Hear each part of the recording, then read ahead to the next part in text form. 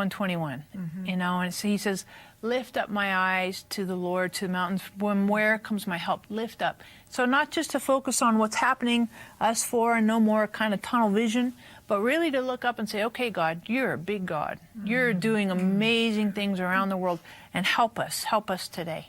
Yes, and lifting of eyes, that is really important, because when Abraham was taking Isaac, it said he lifted up his eyes.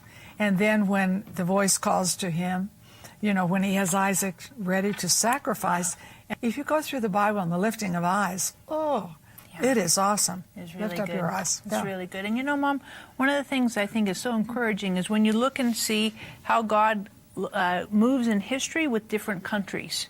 You know, obviously we always focus on Israel because that's kind of the epicenter, you know, Jesus' birth and everything. But there are other countries that God has used and been present and interactive with, and very strategic countries that he talks about in the Bible that aren't always as in the forefront. But one of those countries is Ethiopia. Right, right. Oh, my goodness. And Ethiopia is mentioned well over 50 times, I believe, in over 90 is what Wow. an Ethiopian told me. Right. And it's the term Ethiopia, and then there's another term that's used as well, Cush, C-U-S-H, Cush. And so, I mean, that's used boatloads of times throughout the Old Testament as well as the New Testament. They're very key. And Jeremiah speaks of some interesting things about them, because they have a look like no other people, like no other Africans. And once you spot that look, you know them. And Jeremiah said that. What is it? As a leopard is known by its spots, so is an Ethiopian known by their looks. Wow.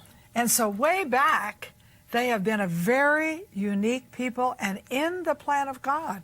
Very much in the plan of God. In fact, the first place that Ethiopia is mentioned in the Bible is in Genesis 2:13.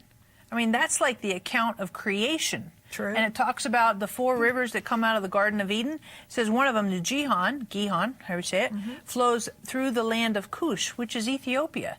So, I mean, it's from the very beginning that you see Ethiopia. But, Mom, as you continue through the Bible, very significant things happen with Ethiopians.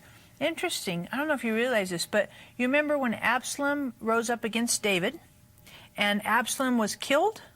And then Joab sent an Ethiopian guy. No, I didn't realize that. I know, it's in 2 Samuel. Sent an Ethiopian guy to make the report to David as the runner, the messenger, about Absalom's death and the victory that David's army had over Absalom. So, I mean, it's interesting, these different places, and it's very strategically used and integrated throughout the entire Bible.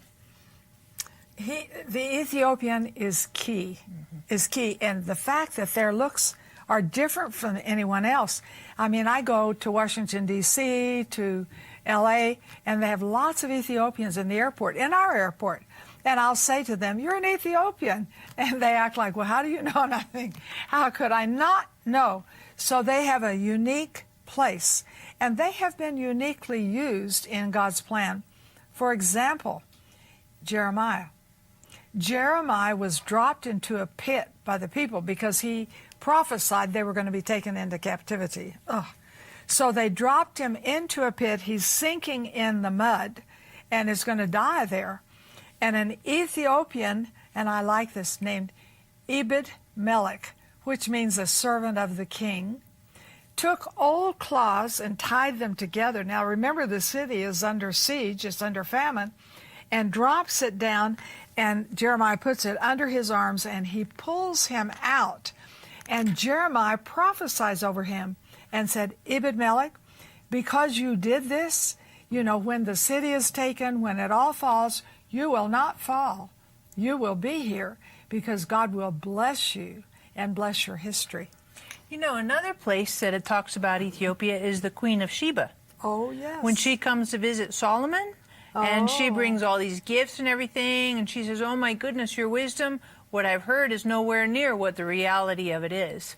And, you know, they have this historical tradition, supposedly, that the Queen of Sheba and Solomon slept together one night, and she got pregnant, had a baby, you know. And so, I mean, there's some of that tradition, oral tradition, and historical stuff. But, I mean, you talk about really big time, and even in the New Testament, Mom, you have Philip right. with the Ethiopian eunuch. Absolutely. And from that, Ethiopians today say we have the oldest continuous Christian church on the planet, going all the way back to that Ethiopian eunuch who converted with Philip, baptized, and went back to Ethiopia and brought the gospel back to Ethiopia.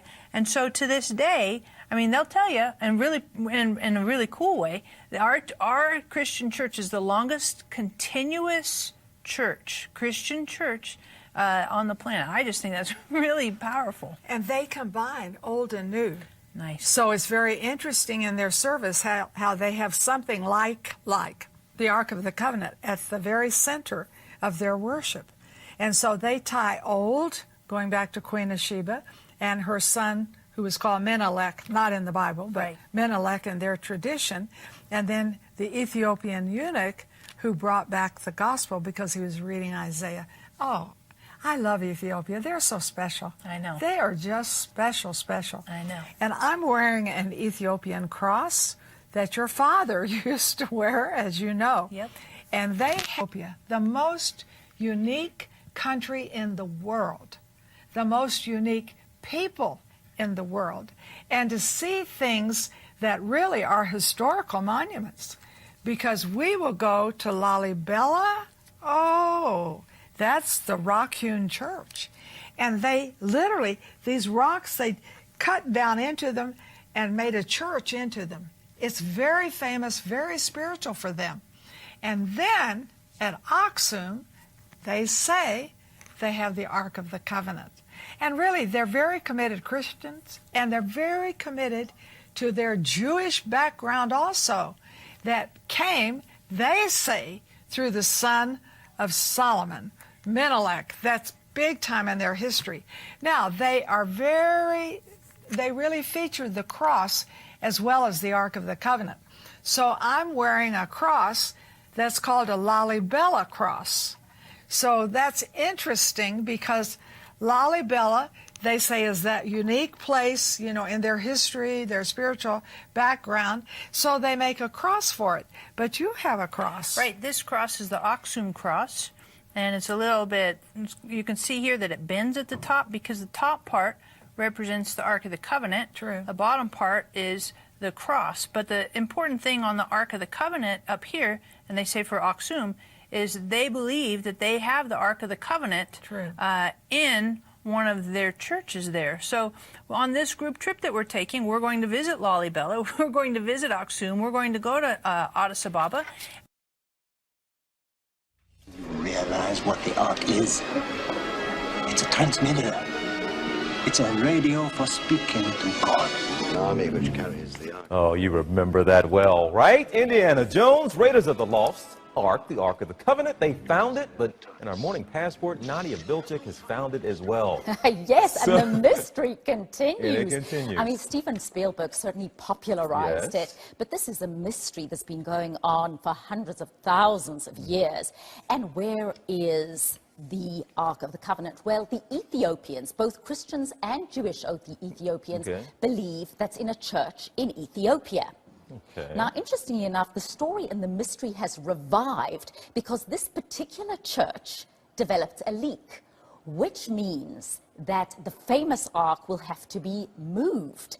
Now, why this is a problem is that the only person who can actually watch it is one guardian. He is the only person who is allowed to see this Ark of the Covenant. Let me make sure I got this right. They sprung a leak, so they need to do some move repairs. Of course, it needs to be moved. And he can't move it alone. So it may be the first time in thousands of years that people get to see it. Okay, are we sure it's there, or they've Well, been playing a hoax on us for years? What popular belief is that there is some ancient relic there and that they really believe it is the Ark. But Jews believe that it's in the tunnels under the temple in Jerusalem. And there's even some belief that it's in Jordan on the top of Mount Nebo. So it really is one of those great mysteries. But you have to believe that the Ethiopians certainly believe this is it. And they treat it as the most sacred relic in the world. So what are they going to do? Well, what they're going to do at this point is either repair the leak or I don't know how it's going to work as to how they're going to actually move it, because the belief is that if you see the ark, you will implode. So it's one of these great mysteries. I know Steven Spielberg has nothing, but there you can see the beautiful wood encased with gold. Okay, what is this? This is the, what am I seeing here? This is supposed to be the ark, which is the container of the 10 Commandments that God gave to Moses on Mount Sinai. Okay, but only one guy can see it. Aren't people lining up trying to get a glimpse? Why would you want to if you're going to implode? Absolutely, which is why it's been secret up until this point. But with the leak in the roof, it has to be moved. So what's going to happen to the sacred relic? And whether you believe it or not, it certainly is something mysterious and certainly something sacred. And maybe not in our entire lifetime will we ever know where the real Ark of the Covenant is. But we live by those laws, don't we, TJ? Don't we, though? All right. You know, what's their timeline before I let you go here for when they're going to fix the leak, or when might we have it's some happening resolution? over the next, because it only happened at the end of last week that the leak arose. So what's going to happen? We'll be following closely, seeing the 10 Commandments have quite a lot of power over our lives, don't they? Nadia Bilchek with another great morning password. Thank you so much.